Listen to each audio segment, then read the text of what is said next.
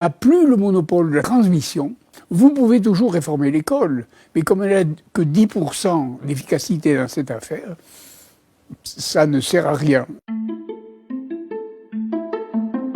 Lorsqu'on parle de l'école et d'une réforme de l'école, on oublie complètement qu'il y a, disons, 50, 60 ans et en deçà, l'école était, elle avait le monopole ou quasi de la transmission.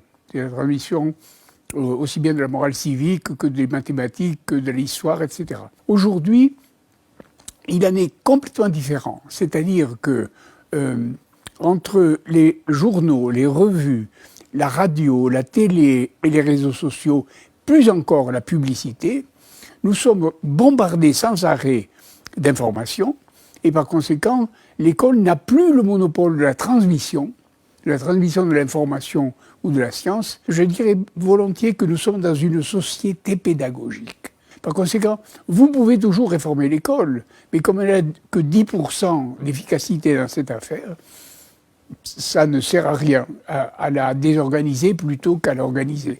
Moi, je crois profondément que la réforme, c'est en amont. Il faudrait changer complètement tous nos systèmes qui fabriquent cette société pédagogique. Au moment où sont arrivées les nouvelles technologies, avant cette arrivée, quand je rentrais dans mon amphi, j'étais certain que les gens qui étaient dans l'amphithéâtre ne savaient pas ce que j'allais dire. Tandis qu'aujourd'hui, il suffit de prendre le sujet du cours et de taper sur Wikipédia pour être un peu au courant de ce qui va se passer. Par conséquent, le professeur avant avait à la fois le rôle de faire passer, un, l'information, et deux, le savoir et la connaissance. Et aujourd'hui, son rôle est un peu différent. C'est-à-dire qu'il faut qu'il transforme l'information en connaissance. Donc son rôle est plus raffiné, plus intéressant et certainement plus efficace. Espérer que ça veut dire simplement qu'on est un peu décalé par rapport aux habitudes usuelles. Et je dis à un certain moment, par exemple, que toute invention est une désobéissance. Mais ça ne veut pas dire que toute désobéissance est une invention.